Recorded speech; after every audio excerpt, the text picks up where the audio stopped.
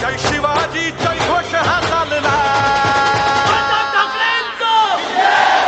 आला तर काय फोडत वाघरे अशी थकथकती मनात आगरे एकच साहेब साहेब आपले ठाकरे ठाकरे ठाकरे. वणीचे आमदार आदरणीय संजय भाऊ देरकर, जिल्ह्याचे संपर्क प्रमुख आदरणीय राजेंद्र भाऊ गायकवाड, आमचे दोन्ही जिल्हा प्रमुख आणि उपस्थित सर्व सागरताई पुरी, कल्पनाताई दरवई या सर्वांना विनंती करतो की त्यांनी आदरणीय उद्धवजी ठाकरे साहेबांचं एक स्वागत सगळ्यांनी मिळून करायचं आहे. कृपया सर्वांनी लवकरात लवकर.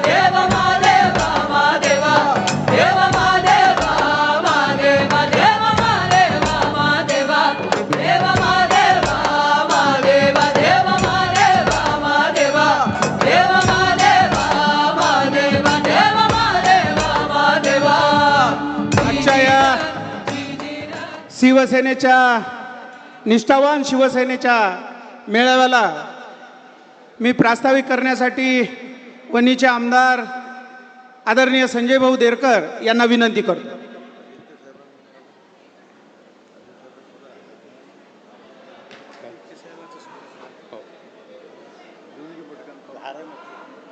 मी परत एकदा सर्वांना विनंती करतो की त्यांनी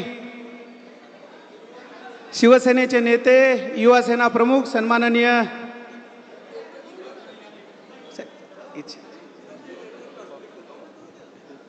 स्वागत करत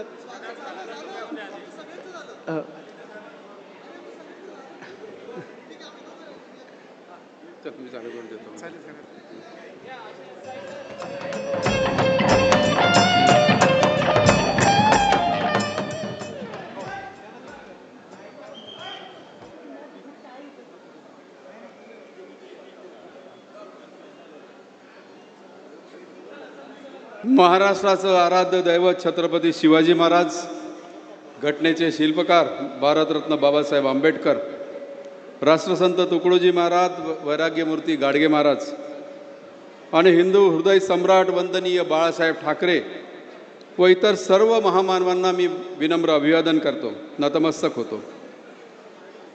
माननीय शिवसेना प्रमुख आदरणीय उद्धवसाहेब ठाकरे, युवा नेते आमदार आदित्यजी ठाकरे साहेब, सन्माननीय खासदार संजयजी राऊत साहेब, सन्माननीय खासदार श्री अरविंदजी सावंत साहेब, सन्माननीय खासदार श्री अनिलजी देसाई साहेब, माजी खासदार सन्माननीय विनायकरावजी राऊत साहेब, या ठिकाणी उपस्थित आमचे मित्र तथा सहकारी आमदार सन्माननीय सिद्धार्थजी खरात साहेब, यवतमाळचे संपर्क प्रमुख सन्माननीय राजेंद्रजी गायकवाड साहेब, जिल्हा प्रमुख सन्माननीय प्रवीणजी शिंदे, जिल्हा प्रमुख संजयजी निखाडे, जिल्हा प्रमुख किशोरजी इंगळे, महिला जिल्हा प्रमुख सन्माननीय सागरताई पुरी, व्यासपीठावर सर्व मान्यवर शिवसेनेचे उपस्थित सन्माननीय पदाधिकारी, माझे सन्माननीय शिवसैनिक, सर्वांना जय महाराष्ट्र.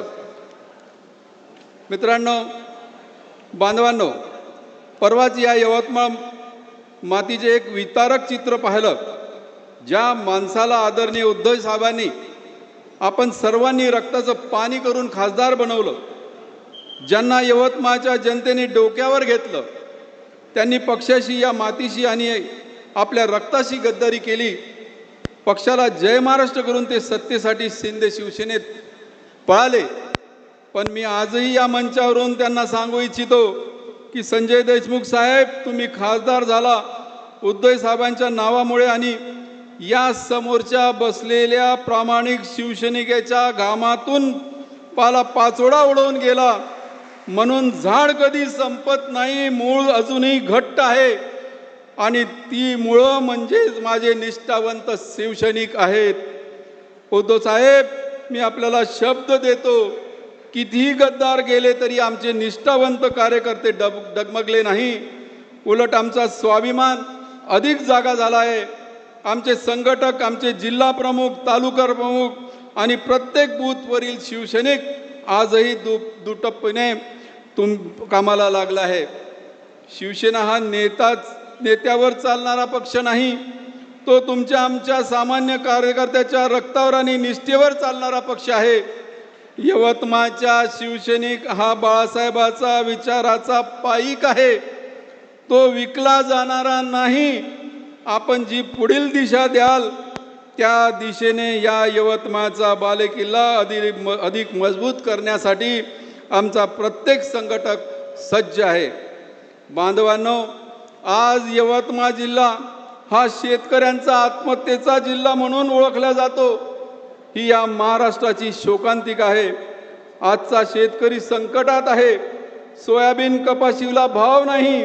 निसर्गाच्या लहरीपुणामुळे शेतकरी उद्ध्वस्त झाला आहे. पण यामध्ये सरकारला आणि गद्दारांना शेतकऱ्यांच्या अश्रूची किंमत नाही. त्यांना फक्त स्वतःच्या खुर्च्या आणि खोके वाचवायचे आहे. शेतकऱ्यांचे खरे अश्रू कोणी पुसले असतील तर ते मुख्यमंत्री असताना आदरणीय उद्धव साहेबांनी महात्मा ज्योतिबा फुले शेतकरी कर्जमुक्ती आणून शेतकऱ्याची कर्जमुक्ती कोणी केली असेल तर ती साहेबांनी केली आहे. या संकटाच्या थेट शेतकऱ्यांच्या बांधावर जाऊन मदत देणारे नेता म्हणजे साहेब आहे. आज यवतमाळच्या शेतकरी सुद्धा गद्दारांना ओळखून आहे आणि तो येणाऱ्या काळात मतपेटीतून या गद्दारीचा बदला घेतल्याशिवाय राहणार नाही. साहेब, आज आपल्या दौऱ्याने संपूर्ण यवतमाळ जिल्ह्यात एक नवीन ऊर्जा निर्माण झाली आहे. आज आम्ही सर्वजण या मंचावरून संकल्प करतो, गद्दारांना पाठीस खूप असलेल्या खंजीरीचा बदला आम्ही लोकशाही मार्गाने घेऊ. शिवसेना उद्धव बाळासाहेब ठाकरे पक्षाची भूमिका स्पष्ट आहे. आम्ही जनतेच्या न्यायाच्या हक्कासाठी आम्ही लढत राहू. शेतकऱ्यांच्या मालाला योग्य भाव मिळेपर्यंत आमचा संघर्ष थांबणार नाही. यवतमाळच्या तरुणाला हाताला रोजगार मिळेपर्यंत आम्ही शांत बसणार नाही.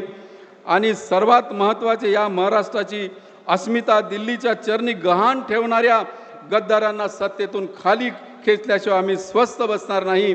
शेवटी एवढंच म्हणेल, झाड बदललं तरी मूळ बदलणार नसतात. नाव बदललं तरी रक्त बदलत नसतात. गद्दार केले तरी निष्ठावंत कधी संपत नसतात. उद्धव साहेब, तुम्ही फक्त आदेश द्या.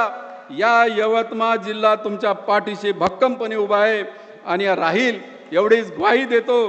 जय हिंद, जय महाराष्ट्र.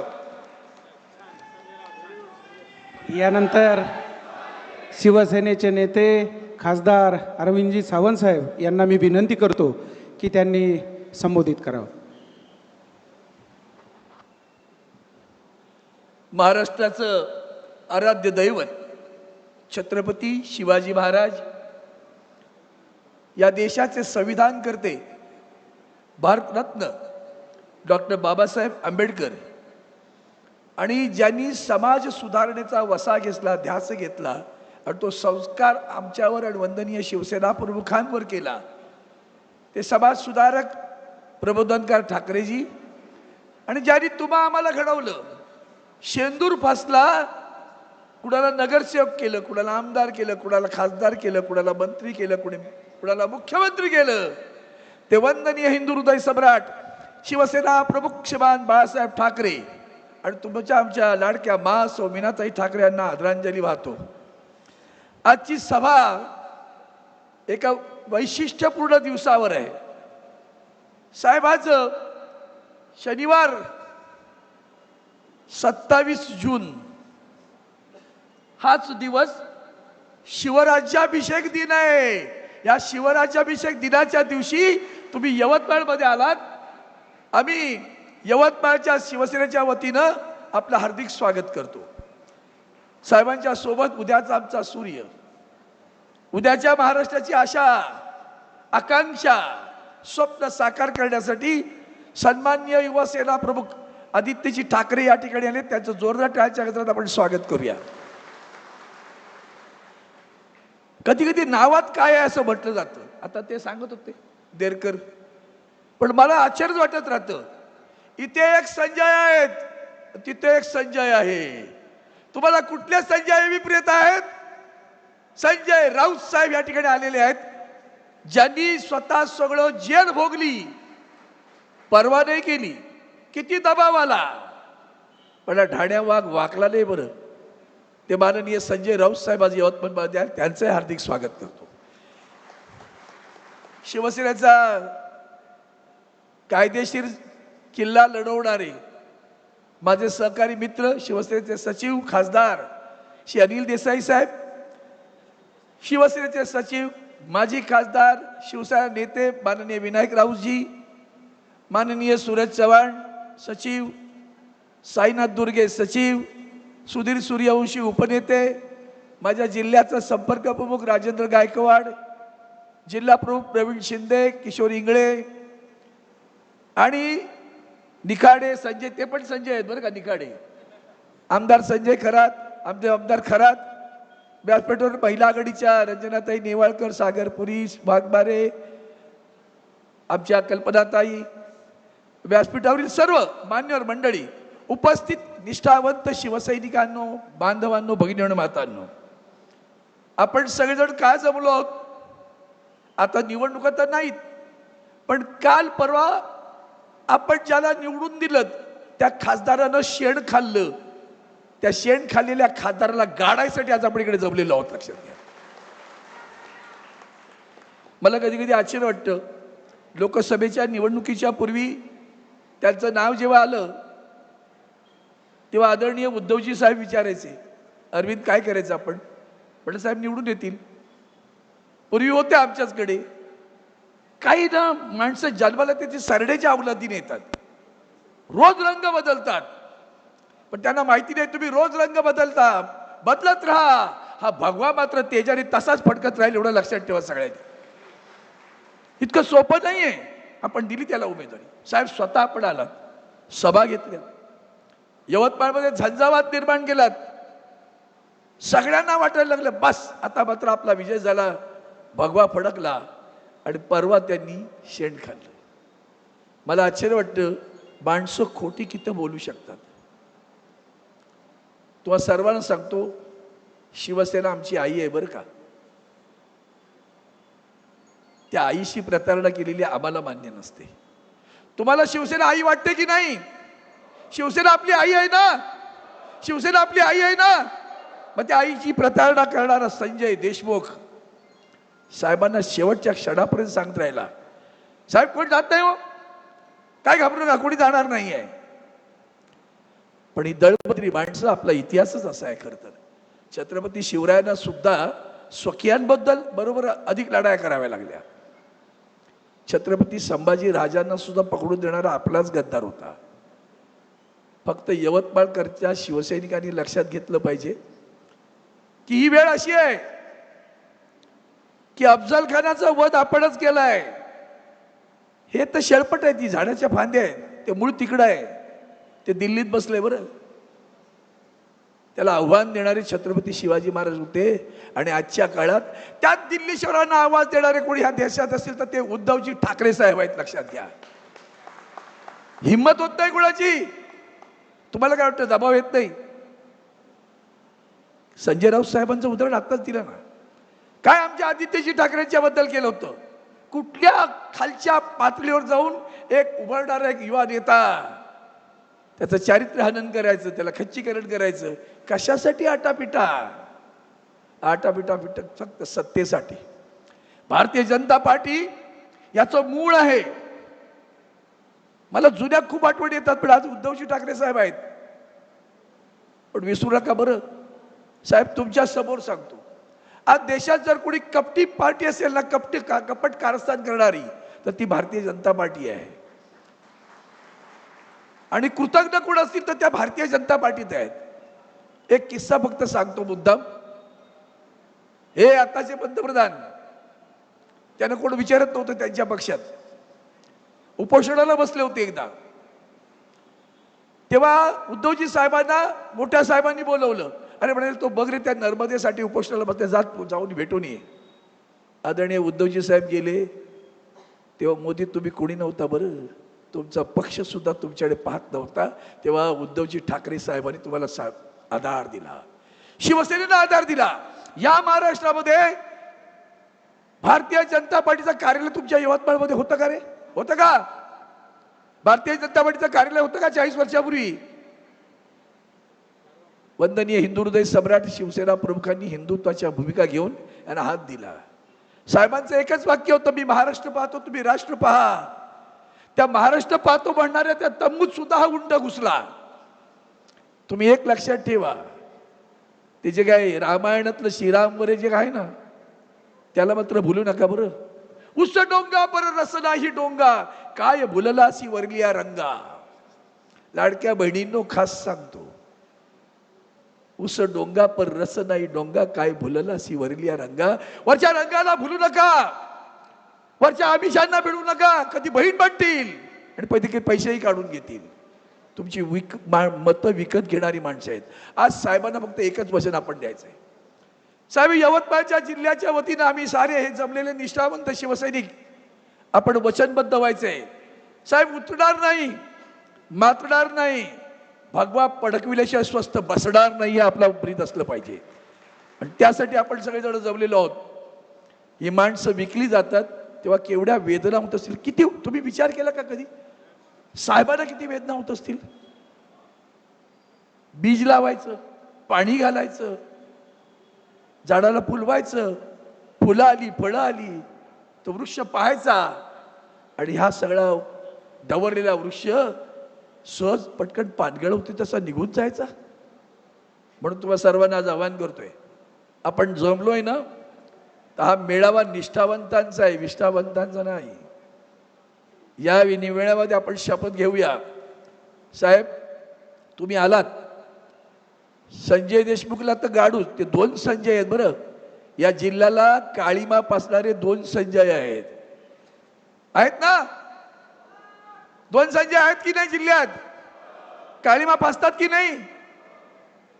भ्रष्टाचारी, व्यभिचारी, अनाचारी, दुराचारी सगळे तिकडे बसलेले आहेत. आणि यांना गाडायचं असेल तर आज आपण शपथबद्ध उद्या, कारण आज शिवराज्याभिषेक दिन आहे, भगवा फडकवायचा. या भावनेने आपण आलात, तुमचं मनापासून स्वागत करतो. पत्रकार लक्षात घ्या, खासदार गेला म्हणून कुणी गेलं नाही बरं का, तो तिकडे कुठेही गेला असेल, पण यवतमाळचा शिवसैनिक आजही आदरणीय उद्धवजींच्या नेतृत्वावर विश्वास ठेवून कटिबद्ध झालेला आहे. त्यांनी शपथ घेतली आहे. साहेब, आम्ही तुम्हाला शपथ देतो, तुम्ही जो विश्वास आमच्यावर टाकलाय ना, तो विश्वासघात आम्ही कधीही करणार नाही. आणि तुमच्या मनातलं नव्हे, यवतमाळकरांच्या मनातलं नव्हे, यवतमाळकरांनी सुद्धा लक्षात घ्या, मतदान करणाऱ्या मतदारांनी सुद्धा लक्षात घ्या. तुम्ही मतदान मशालीला केलं, तुम्ही मतदान शिवसेनेला केलं, तुम्ही मतदान आदरणीय उद्धवजी ठाकरे साहेब यांच्यावर विश्वास ठेवून केलं. त्या मतदारांच्या पाठीत सुद्धा सुरा खुपसला गेला आहे. त्या मतदार आणि शिवसैनिक सगळ्यांनी जागरूक राहा. त्यांची निवडणूक सुरूच झाली आहे, आपलीही आता सुरू झाली. आता किती वार करा, आम्ही पलटवार करू आणि भगवा फडकवू अशी शपथ घेतो आणि आपली रजा घेतो. जय हिंद, जय हिंद, जय हिंद, जय हिंद. धन्यवाद. साहेब, फक्त नाही, स्वागत कोणाचंच नाही साहेब, फक्त संजय राऊत साहेबांसाठी आमच्या 2 ओळी आहेत की साहेब, आम्ही प्रभू श्रीरामाच्या आणि हनुमानजीच्या निष्ठेच्या आणि श्रद्धेची आमची आजी आजोबाकडून ऐकत आलो. छत्रपती शिवाजी महाराजांप्रती बाजीप्रभू असतील, तानाजी मालुसरे असतील, यांची श्रद्धा आणि निष्ठा आम्ही ऐकत आलो आणि प्रत्यक्षात आम्ही अनुभवत आहोत संजय राऊत साहेबांच्या रूपानं की तुमच्या प्रती श्रद्धा आणि निष्ठा आहे. आणि ही तुमची आमची सर्वांची निष्ठा आणि या निष्ठेचे प्रतिनिधी म्हणून आदरणीय खासदार संजय राऊत साहेब, साहेब 1 मिनिट फक्त, या सर्वांच्या एकच फक्त तुमच्या सर्वांच्या निष्ठेचं मी फक्त संजय राऊत साहेबांच्या तुमच्या सर्वांच्या वतीनं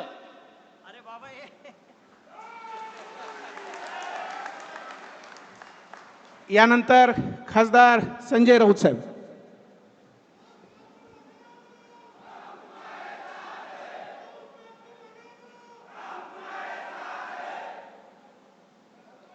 आम्ही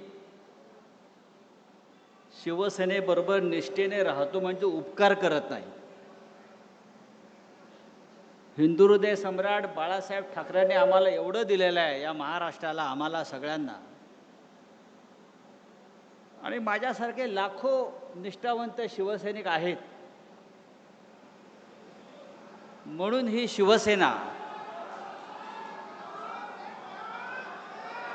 शिवसेना, अनेक संकटामध्ये, वादळामध्ये उभी आहे. आणि एक सांगतो, कृषी उत्पन्न बाजार समितीमध्ये ही सभा सुरू आहे. इथे शेतकऱ्यांचा माल येतो, विकला जातो, त्याला काय फार भाव मिळत नाही. पण 15 दिवसापूर्वी इथे एक माल आला आणि 50 कोटीला विकला गेला. तुमचा खासदार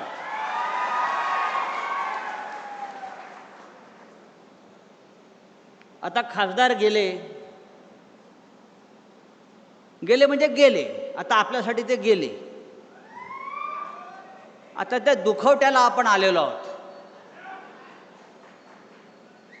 आता 10वं 12वं करू आणि पुढल्या कामाला मोकळे हो. फार दुःख करत बसायचं नाही. गाडा पाडा आणि शेवटी भगवा झेंडा फडकवा.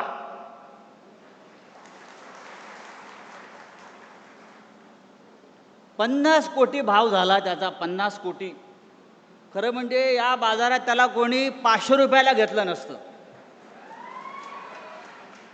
तो शिवसेनेमध्ये आला, त्याला माननीय उद्धव साहेबांनी खासदार केला, त्याच्या खांद्यावर भगवी शाल टाकली आणि म्हणून त्याची किंमत 50 कोटी झाली. उद्याच्या निवडणुकीत 5 रुपये पण त्याची किंमत राहणार नाही. अशा पद्धतीनं ही निवडणूक होणार आहे. मला आश्चर्य वाटतं, उद्धव साहेब विकास निधीसाठी गेले. विकास निधी, मला माझ्या मतदारसंघाचा विकास करायचा आहे. अरे कसला विकास करणार तुम्ही? 12 वर्षामध्ये नरेंद्र मोदी या देशाचा विकास करू शकला नाही. त्या नरेंद्र मोदींच्या वाराणसीमध्ये जाऊन बघा. रस्ते नाहीत, पाणी नाहीत, पूल नाहीत. ज्या मोदीचे बूट चाटायला आपण गेला तो देशाचा विकास करू शकला नाही. तुम्ही काय विकास करणार आहात? आणि कोणाकडे गेले? तर ज्याने राम मंदिराची लूट केली, राम मंदिराच्या दानपेटीतले 2000 कोटी रुपये ज्या मोदीच्या लोकांनी चोरले, त्या मोदींचे बूट चाटायला हे गेले.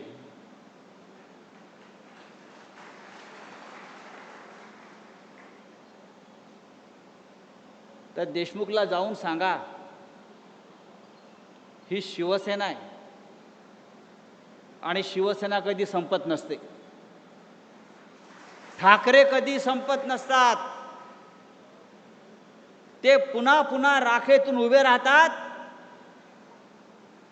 आणि या महाराष्ट्रावरती आपली पकड मजबूत ठेवतात. अरे तुम्ही मशालीच्या चिन्हावर निवडून आलात म्हणजे ही मतं लोकांनी माननीय उद्धव ठाकरे साहेबांना दिली. तुम्हाला गद्दारी करायची आहे तर राजीनामा द्या, पुन्हा निवडणुकीला उभे राहा आणि मग तुम्हाला कळेल या यवतमाळ वाशिमची जनता गद्दारांबरोबर आहे की निष्ठावंतांबरोबर आहे. पण एकनिष्ठ राहण्यासाठी आई नेक आणि बाप एक असावा लागतो. आम्ही सगळे एकनिष्ठ आहोत आणि हा एकनिष्ठांचा सागर, महासागर लाटा या गद्दारांना तडाखे देऊन तुडवल्याशिवाय राहणार नाही. उद्धव साहेबांचं काल नागपूरला आगमन झालं. प्रचंड गर्दी, प्रचंड. मग जिथे नजर जाईल तिथे माणसं त्यांच्या स्वागताला उभी. एकनाथ शिंदेनी ते जर बघितलं असतं त्या गद्दारांना मिंदेनं, तर त्याला कळलं असतं शिवसेना जागेवरच आहे, शिवसेना जागेवरच राहील आणि तुमच्या छाताडावर पाय दळून पुन्हा एकदा विधानसभा आणि हिंदुस्थानच्या लोकसभेकडे जाईल. ही आजची सभा, आजचा मेळावा निष्ठावंतांचा आम्हाला तेच सांगतोय. यवतमाळ हा कायम हिंदुहृदय सम्राट बाळासाहेब ठाकरे यांच्यावर प्रेम करणारा जिल्हा आहे. सातत्यानं लोक आले आणि गेले, पण शिवसेनेचा भगवा झेंडा या यवतमाळवरती कायम राहिला. तो यापुढेही कायम राहील. आपण सगळे माननीय बाळासाहेब ठाकरेंचे शिवसैनिक यापुढे माननीय उद्धवजी ठाकरे साहेब आणि आदित्य ठाकरे साहेब यांच्या मागे ठामपणे उभे राहू आणि या यवतमाळच्या मातीमध्ये पुन्हा गद्दारीची कीड लागणार नाही अशा प्रकारची लोक निवडून देऊ. जय हिंद, जय महाराष्ट्र. पकड तिकडून बाहेर. अरे हा हे घे, हा हे घे. यानंतर शिवसेनेचे पक्षप्रमुख, महाराष्ट्र राज्याचे माजी मुख्यमंत्री, तुमच्या आमचे सर्वांचे कुटुंब प्रमुख आदरणीय उद्धवजी ठाकरे साहेबांना मी विनंती करतो की त्यांनी मार्गदर्शन करावं. जय भवानी. आदरणीय उद्धवजी ठाकरे साहेब, तुम आगे बढ़ो. अरे कौन आला रे, कौन आला, कौन आला रे, कौन आला.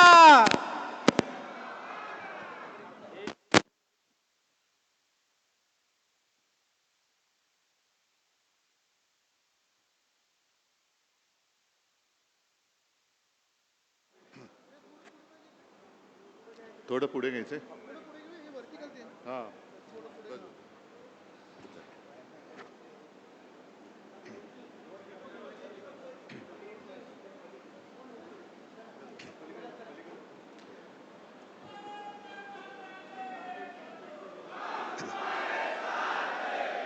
जमलेल्या माझ्या तमाम हिंदू बांधवांनो, भगिनींनो आणि मातांनो,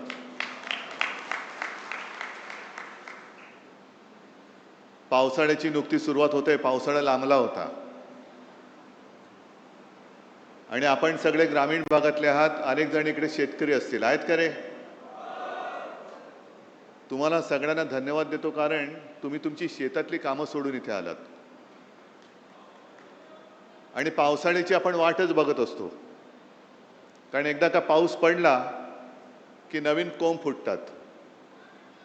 तसा हा माझा पावसाळा आहे. सगळ्या कार्यकर्त्यांचा प्रेम हा माझा पावसाळा आहे. अनेक जण सडलेली पानं गेली तरी परत पाऊस पडतो आणि नवीन कोंब उगवतात. आणि ते नवीन कोंब उगवणारे तुम्ही कट्टर निष्ठावान शिवसेना प्रमुखांचे जीवाला जीव देणारे शिवसैनिक आहात. तसं पाहिलं तर आता शांत आहे. ए जरा कॅमेरामन जरा खाली बसलं तर बरं. कॅमेरे सेट करा आणि प्लीज खाली बसा.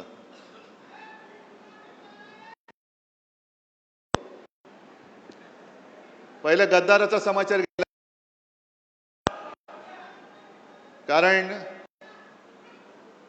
कारण हे गद्दार काही वेळेला माझी चूक होते आणि म्हणून पहिल्या प्रथम माझं कर्तव्य आहे की माझ्या सांगण्यावरून जे तुम्हाला मी एक बुजगावणं दिलं होतं त्याला अक्षरशः रक्ताचं पाणी करून समोरून पावसाचा धबधबा पडत होता तरी देखील कशाची तमा न बाळगता तुम्ही निवडून दिलात. त्याच्याबद्दल मी तुमच्या सगळ्यांची तर माफी मागतोच, पण तमाम या यवतमाळ आणि वाशिम लोकसभा मतदारसंघातील मतदारांची माफी मागतो की तुम्ही केवळ आणि केवळ शिवसेना प्रमुखांचा चेहरा आणि माझा शब्द या भरोश्यावरती या गद्दाराला निवडून दिला होतात. पण आपण त्याला मतदान करताना बोटाला काळी शाई लावलीच, पण त्यांनी गद्दारी करून आपल्या विश्वासाला काळं फासलेलं आहे आणि याचा जाब विचारण्याचा अधिकार तुम्हाला आहे. जाब विचारला पाहिजे. शेवटी गद्दारच गद्दारांच्या कळपात गेला.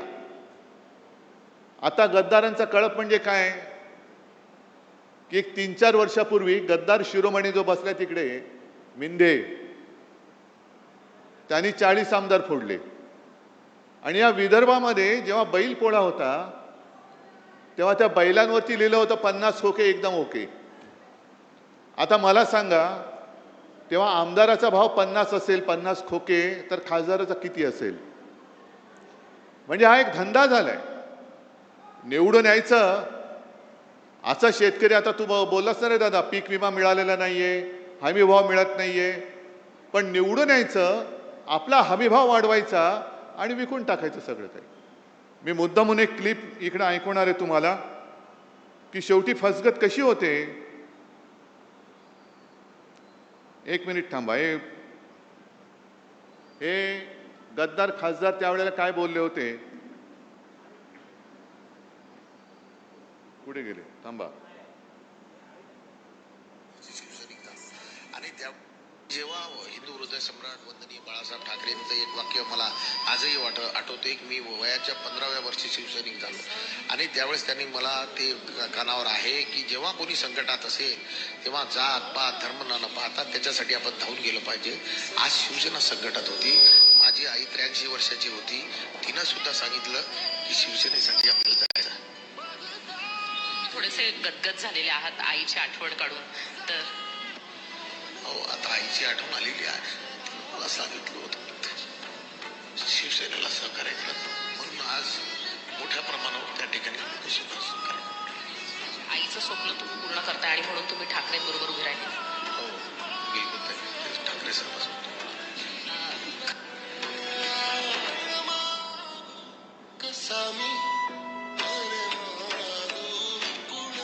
हे ऐकायला आलं का तुम्हाला? आईला काय वाटेल? आईची शपथ घेऊन जर हे गद्दारी करणार असेल तर खरोखर आईला काय वाटत असेल? आणि चूक आपल्या सगळ्यांची झाली, विशेषतः माझी झाली. आईची शपथ घेतल्यानंतर ह्यांनी पूर्वी एकदा आपल्याशी गद्दारी केली होतीच, तरी परत आले. आणि परत आल्यानंतर तुम्ही आता या टेपमध्ये ऐकलं असेल की जेव्हा कोणी संकटात, अरे एवढे शिवसैनिक असताना शिवसेनेवरती संकट येऊच शकत नाही, तुझी काळजी कर, माझी करू नकोस, माझी करू नकोस. आजपर्यंत एकदा झालं ना, शिवसेना संपली, पक्ष चोरला, चिन्ह चोरला, तरी ठाकरे उभा आहे. मग आमदार फोडल्यानंतर शिवसेना संपली होती, तर तुमच्या विरोधात नाकावर टिचून या सर्व तमाम जनतेने 9 खासदार आपल्या हक्काच्या मशालीवरती निवडून आणले होते. ती फोडण्याची वेळ का आली? त्यावेळेला आपल्याला चिडवलं जात होतं, तुमचे 18 खासदार मोदींच्या चेहऱ्यावर निवडून आले, मोदींच्या चेहऱ्यावर निवडून आले. अरे मोदींच्या समोर देशात लाट असताना माझ्या या शिवरायाच्या महाराष्ट्राने मोदींच्या भाजपला आडवा करून त्यांच्या छाताडावरती हक्काचे शिवसेनेचे आणि महाविकास आघाडीचे 31 खासदार बसवले होते. कुठे गेली ती मोदींची लाट? आणि विकास निधी जे काय बोंबलतायत, एकूण 2 वर्षामध्ये लोकसभेमध्ये हे किती वेळा हजर होते? काय आंदोलन म्हणून काय केली त्यांनी? जे आंदोलन आपण केली, शेतकऱ्याला कर्जमुक्त, मी काय उपकार नाही केले, पण एक अनपेक्षितपणाने मुख्यमंत्री पदाची जबाबदारी मला स्वीकारावी लागली. कोणीही मागितली नव्हती, पण मी माझं कर्तव्य मानलं की आपला हा अन्नदाता आहे. सगळेजण म्हणतात मी शेतकऱ्याचा मुलगा आहे, मी शेतकऱ्याचा मुलगा आहे. अरे मग मुलगा असशील तर शेतकऱ्याच्या मुलाच्या निष्ठेला जाग ना. तू का शेतकऱ्याची गद्दारी करतोयस? पण कोणी न मागता मी माझं कर्तव्य म्हणून जे काय करता येणं शक्य होतं, 2 लाखापर्यंतची पीक कर्जाची जी काय एक रक्कम होती ती त्यातनं मी मुक्त केलं होतं. शेतकऱ्याला मिळाली होती की नव्हती एवढं मला सांगा. काय त्रास झाला होता? नाव काय, अमुक काय, तमुक काय, हे काय, जन्म कधी झाला, जन्म झाला की नाही झाला? अरे समोर उभा आहे तरी विचारतो जन्म झाला की नाही झाला. यांची फसवणूक करण्याची जी काय वृत्ती आहे ही सगळी गद्दार वृत्ती आहे. म्हणजे आता मी मध्यंतरी वाचलं, तुम्ही पण वाचलं असाल, आता आपल्याकडे ते SIR सुरू होत आहे. रेशन कार्ड, आधार कार्ड, पॅन कार्ड, आता पासपोर्ट, हे तुमचं भारतीय नागरिकत्वाचा दाखला धरला जाणार नाही. मग काय करणार? भाजपचं सदस्यत्व एवढंच तुम्ही धरणार? आम्ही नाही आहोत भाजपचं सदस्य, कारण हा भारतीय जनता पक्ष नाहीच आहे. असाच जर का वागला तर हा पाकिस्तान जनता पक्ष होतोय की काय, अशी आम्हाला तर चिंता वाटायला लागलेली आहे. कारण यांनी गद्दारी जी केलेली आहे, गद्दारी तुमच्या आमच्याशी केलीच. गद्दारी स्वतःच्या आईबरोबर केले, गद्दारी शिवसेनेबरोबर केले, गद्दारी तुमच्याबरोबर केले. आणि एवढंच नव्हे तर जो उल्लेख आता संजय राऊत यांनी केला, राम मंदिराच्या दानपेटीतले पैसे चोरले जात आहेत, चांदीच्या विटा चोरल्या गेल्या आहेत. शिवसेनेने देणगी दिली होती, तिचं काय झालं माहिती नाही. चांदीच्या विटा दिल्या होत्या, त्याचं काय झालं माहिती नाही. शिलापूजन, स्वतः शिवसेना प्रमुख गावोगावी फिरले होते, यवतमाळमध्ये सुद्धा आले होते. तिकडे सगळीकडे पूर्ण महाराष्ट्र शिवसेना प्रमुखांनी पिंजून काढला होता. राम मंदिर वही बनाएंगे, काय एक वातावरण झालं होतं. आणि तमाम हिंदूंना यांनी सगळ्यांनी साथ घातली होती. हिंदूंच्या भावनेशी गद्दारी करणारे हे भारतीय जनता पक्ष आहे. आज हा हिंदुत्वाचा अपमान आहे. ही गद्दारी शिवसेनेशी नाही, गद्दारी हिंदुत्वाशी केलेली आहे, गद्दारी या देशातल्या हिंदूंशी केलेली आहे. जाब फक्त या गद्दाराला विचारून नाही चालणार, जाब भारतीय जनता पक्षाला विचारावं लागेल. आपल्याकडे काय होते की जेवढ्याच तेवढं करून आपण विसरून जातो. ज्याप्रमाणे विधानसभेत आपलं सरकार यांनी पाडलं, गद्दारी करून पाडलं. 2.5 वर्ष तुम्ही राग तुमचा धुमसट ठेवला होता आणि तो राग त्यांना लोकसभेमध्ये दाखवून दिला. यांना काय वाटतंय की आता काही नसताना काही केलं तरी चालतंय. लोकांची स्मरणशक्ती किती आहे? किती आंदोलन करतील?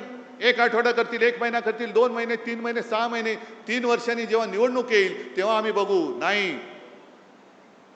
हा राग विश्वासघाताचा जो राग आहे तो धुमसता ठेवला पाहिजे.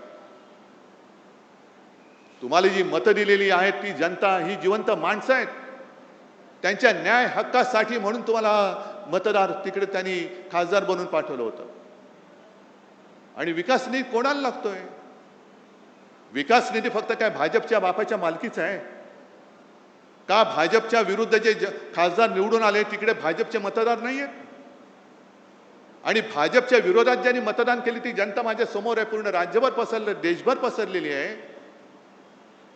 ही जनता तर काय पाकिस्तानवरून आलेली नाही ना. आणि मग विकास निधीसाठी जर का काम अडलं असतं तर जो उल्लेख आपल्या आमदार साहेबांनी केला, देरकर साहेबांनी केला, तुकडोजी महाराज, गाडगे महाराज, यांना का विकास निधी लागला नाही? गाडगे महाराजांनी सुद्धा इकडे या विदर्भात खूप काम केलं. दशसूत्र त्यांची प्रसिद्ध आहे. जो भुकेला असेल त्याला अन्न देणं, जो तहानलेला असेल त्याला पाणी देणं, ज्याच्याकडे घर नाही त्याला घर देणं, ज्याच्याकडे वस्त्र नाही त्याला वस्त्र देणं आहे. आणि त्यांनी उभं केलं, एक समाजकार्य उभं केलं, स्वच्छता मोहीम राबवली. कुठे विकास निधी वाचून त्यांचं काम अडलं होतं? कोणतेही सत्तापद त्यांनी भोगलं नव्हतं. ना कधी आमदार झाले होते, ना कधी खासदार झाले होते. पण लोकांना शिक्षण दिलं म्हणून इतक्या वर्षानंतर सुद्धा लोक मुख्यमंत्री किंवा या गद्दाराला मानण्याच्या ऐवजी गाडगे महाराजांना नमस्कार करतात, तुकडोजी महाराजांना नमस्कार करतात. तुकडोजी महाराजांना सुद्धा राष्ट्रसंत म्हणतो. का म्हणतो आपण? आज आपण सगळे हिंदू म्हणून जय श्रीराम म्हणतोच, जय शिवराय सुद्धा बोलतो, हर हर महादेव सुद्धा म्हणतो. तसंच तुकडोजी महाराजांची जी काही भजनं होती त्या भजनातनं त्यांनी एक राष्ट्रभक्तीचं बीज रोवलं, ते या विदर्भामध्ये रोवलं आहे. त्यांच्याकडे पैसा अमाप आहे, साधन सामुग्री अमाप आहे. आमच्याकडे काय आहे? आमच्याकडे जिवंत माणसं आहेत. आणि तुकडोजी महाराज जे बोलले होते, तुकडोजी महाराज जे बोलले होते, जे शब्द, कदाचित शब्द मला आता पूर्ण शब्दाच्या आठवणार नाही. पत्थर सारे बॉम्ब बनेंगे, भक्त बनेगी सेना, झाडू झडेले शस्त्र बनेंगे, नाव लगेगी किनारे. काय नाही तर आहेत ना, दगड आहेत ते बॉम्ब बनतील. सगळी माझी भक्तांची सेना आहे, ते सैन्य होईल. हातामध्ये जे काही आहे ते शस्त्र होईल. आणि त्यातनं आपल्याला स्वातंत्र्य मिळालेलं आहे. स्वातंत्र्य हे निवडणूक जिंकून मिळालेलं स्वातंत्र्य नाही आहे, तर इंग्रजांशी लढून मिळवलेलं स्वातंत्र्य आहे. मग तेव्हा लोकमान्य टिळक बोलले असते, काय करणार, विकास निधी मिळत नाही. महात्मा गांधी बोलले असते, विकास निधी मिळत नाही. कशाला? आज जे तिकडे बसलेत फोडाफोडी करणारे, त्यांनाच मी विचारतोय, अटलजी तर गेले, अडवाणी साहेब आज त्यांना तुम्ही अडगळीत टाकले. काँग्रेसशी लढत असताना यांना कधी विकास निधीची चणचण भासली नाही ती. अटलजी आणि अडवाणीजी तरी जर त्यांनी असं म्हटलं होतं आम्ही आता काँग्रेसमध्ये जातो कारण आम्हाला विकास निधीच मिळत नाही, तर मोदींचा राजकीय जन्म झाला असता का? अमित शहाचा राजकीय जन्म झाला असता का? आणि यांना फोडाफोडी का करायचे? तर तोच की तुमचे प्रश्न, तुमच्या प्रश्नापासून तुमचं दुर्लक्ष झालं पाहिजे. पीक विमा नाही मिळाला तरी चालतंय, तुम्हाला दुसरं काहीतरी दिलं का तुम्ही त्याच्या मागे लागता. शेतकऱ्याला हमी भाव नाही मिळाला तरी चालतंय, त्याला दुसरं काहीतरी दिलं का तो त्याच्या मागे लागतो. त्याचं आयुष्य हे नेहमी संकटातच राहिलं पाहिजे. तो जोपर्यंत संकटात आहे तोपर्यंत तो माझ्या दारात उभा राहणार. ही परिस्थिती आता बदलायला पाहिजे. हा गद्दार जिथे सापडेल तिकडे तुम्ही त्याला जा विचारलं पाहिजेस, मी तुला निवडून आणलेस का, तू माझ्याशी गद्दारी केलीस? मी माझ्या रक्ताचं पाणी केले, मी माझं रक्त आटवलेलं आहे. समोरनं पैसे अरे आत्ता तुला मिळतायत, त्यावेळेला मला सुद्धा जर पैसे मिळाले असते तर मी सुद्धा तुला पाडू शकलो असतो. पण मी भगव्याला आणि शिवरायाच्या निष्ठेला जागलो म्हणून, आणि म्हणून तू खासदार झालाय. तुला काडीची किंमत नव्हती, तू बोल तू गद्दारी का केलीस? पुढचे 3 वर्ष हा कार्यक्रम तुम्हाला करावा लागेल. आहे हिंमत तुमच्यामध्ये? कारण मी मुद्दामून आलोय. जसं त्यांनी मला सांगितलं, काय झालं 2 आठवड्यापूर्वी एक खासदारांची बैठक घेतली, तेव्हा हे महाशय मला म्हणाले साहेब घरी सोयरीक जुळवायचे, पाहुणे येणार आहेत, मी व्हिडिओवरनं आलो तर चालेल का? आता घरचं कार्य शुभ कार्य म्हटल्यानंतर मी नाही बोलू शकतो. आता मला काय माहित मुलीची सोयरीक जुळवताना ह्यांची सोयरीक तिकडे जुळवतील. ह्यांच्या हे पाहुण्यांकडे चालले होते का पाहुणे यांच्याकडे येत होते? सोयरीक ह्यांची जुळत होती, पण सांगितलं मुलीची सोयरीक जुळवतोय. मग मी रात्री फोन केला, म्हटलं काय जुळलं का? हो जुळलं की म्हणे. जुळलं, 2 दिवसांनी कळलं, गेले सासरी. आता नांदा तिकडे गद्दारांच्या कळपामध्ये नांदा, गद्दारांच्या लांडग्या म्हणजे त्या कळपामध्ये नांदा. इकडे वाघाचं जीवन जगत होता, तिकडे गाढवाचं जीवन जगा. जे ओझं तुमच्या पाठीवर टाकलं जाईल ते वाहत राहा. अरे प्रेम देणारी संघटना फक्त शिवसेना आहे. दुसरा या जगात दुसरा पक्ष नाही की जो फक्त आणि फक्त प्रेमाच्या भावनेवरती जिवंत राहतोय. आणि म्हणून मी आज तुमच्याकडे आलेलो आहे. जसं त्यांनी सांगितलं ना की मी माझ्या कार्यकर्त्यांशी बोलेन, तसं मी तुमच्याशी बोलतोय. मी करतोय ते बरोबर करतोय की चूक करतोय? मी लढायला उभा आहे, मी नाही हटणार. कारण जिथे जिथे अन्याय दिसेल तिकडे मी लाथ मारणार म्हणजे मारणार. सोबत राहणारच की नाही? जे खरं हिंदुत्व आहे, हे खरं हिंदुत्व हे माणुसकी शिकवणार आहे. मंदिर लुटणारं हिंदुत्व आमचं हिंदुत्व आम्ही ते तुमचं हिंदुत्व मानू शकत नाही. आणि राम मंदिराचा सुद्धा प्रश्न पूर्ण देशामध्ये खरा म्हणजे हिंदूंना जागृती आली पाहिजे. आज संजय राऊत यांनी एक चांगला अग्रलेख लिहिला आहे सामनामध्ये. सामना तुमच्याकडे येत नसेल तर सामना.com वरती जाऊन मुद्दामून वाचा. हे मरे मरे जे सगळ्यांनी मोर्चे काढले ना, सकल हिंदू समाज, हिंदू जनजागृती, आता का झोपलात? आता का झोपलात? आम्हाला आता भाजपा मुक्त राम पाहिजे आणि त्याच्यासाठी शिवसेना लवकर आंदोलनाला सुरुवात करणार आहे. भाजप मुक्त राम, जो एक विळखा या भोंदूंच्या गरड्यामध्ये राम आमचा प्रभू श्रीराम सापडलेला आहे, त्या श्रीरामाला त्या भोंदू हिंदूंकडनं सोडवण्यासाठी शिवसेना पुढाकार घेईल आणि शिवसेना पहिली ठिणगी महाराष्ट्रामध्ये टाकेल. आणि तेव्हा मला गद्दारांना विचारायचे, जे बाळासाहेबांचे विचार हे बाळासाहेबांचे विचार आहेत. आहे तुमच्यामध्ये हिंमत? त्या गद्दाराला विचारा, हिंमत आहे? जाऊन विचारू शकता तुम्ही मोदींना. पीक विमा का मिळाला नाही लोकसभेमध्ये तोंड उघडू शकता? आहे हिंमत? शेतकऱ्याला हमी भाव मिळत नाही, शेतकऱ्याच्या आत्महत्या चाललेल्या आहेत, नीटचे पेपर फुटतायत, महिलांवरती अत्याचार वाढतायत, राम मंदिर लुटलं जात आहे, मध्य प्रदेशमध्ये तिथले मुख्यमंत्र्यांच्या नावाने लूट चालू आहे. हे सगळे प्रश्न विचारण्याचं धाडस या गद्दारांच्या रक्तात आहे का? शिल्लक राहिलंय का? की तुमचं रक्त हे गद्दारीने नासून टाकलेलं आहे? हा जो स्वाभिमान आहे, ही जी हिंमत आहे, ही जी धमक आहे, म्हणून शिवसेना पाहिजे. हे शिवसेना का संपवायला निघालेत मला कोणी प्रश्न नाही विचारायचा. प्रश्न विचारण्याचं धाडस फक्त शिवसैनिक करू शकतो. म्हणून शिवसेना संपवा. नाही संपू शकत. जोपर्यंत प्रश्न संपत नाहीत जोपर्यंत हा हृदयामध्ये आग लागलेला शिवसैनिक संपू शकत नाही, तोपर्यंत ठाकरे आणि शिवसेना कोणी संपू शकणार नाही. आणि या पुढचा काळ जो आहे, हा काळ यांनी बरोबर असा निवडलेला आहे की निवडणुका नसतानाही फोडाफोडी करून टाका. आणि फोडाफोडी आपल्याला किती लोकांना आठवत असेल की लोकसभेच्या वेळेला जेव्हा मी आलो होतो तेव्हा त्यांची घोषणा काय होती? अबकी बार 400 पार. आणि मी घोषणा दिली होती अबकी बार तडीपार. आता तेच त्यांचं काम सुरू आहे. कारण यांना काय करायचंय? डॉक्टर बाबासाहेब आंबेडकरांनी लिहिलेल्या घटनेमध्ये बदल करायचंय. 2/3 बहुमत 400 पार निवडणुकीत नाही झालं तर फोडाफोडी करून कर. आणि एकदा का संख्या झाली का मग घटना बदल, घटनेत पाहिजे तसे बदल करून टाक. समोर आहे कोण विचारायला? कारण सगळेच फोडलेले आहेत, सगळेच त्यांनी पक्षात घेतलेले आहेत. ही सगळी गुलामगिरीची राजवट आणि हुकुमशाहीची राजवट ही रोखण्यासाठी बाकी देश उठेल तेव्हा उठेल, पेटेल तेव्हा पेटेल, पण निदान साधू संतांची परंपरा लाभलेला, उगाच आपण बोलत नाही शाहू फुले आंबेडकर, छत्रपती शिवाजी महाराज, तो परंपरेला लाभलेला महाराष्ट्र हा जागा राहणार आहे की नाही आणि त्यांच्या समोर उभा राहून त्यांना प्रश्न विचारणार आहे की नाही, हा प्रश्न मी तुम्हाला विचारतोय. हे काम एवढं सोपं नाहीये. नुसतं गद्दार झाला म्हणून त्याला 4 शिव्या दिल्या नाही. त्यांनी गद्दारी का केली? तर तुमचं स्वातंत्र्य हिरावून घेण्यासाठी तो त्या गद्दारांच्या कळपात सामील झालेला आहे. तुमचं स्वातंत्र्य तुम्ही कोणाला असं हिरावून देणार आहात? मग आजपासून कामाला लागला पाहिजे पुढचा खासदार हा पुन्हा एकदा आपल्या भगव्याचा कट्टर शिवसेना एकच. गद्दार सेना म्हणजे शिवसेना नाही.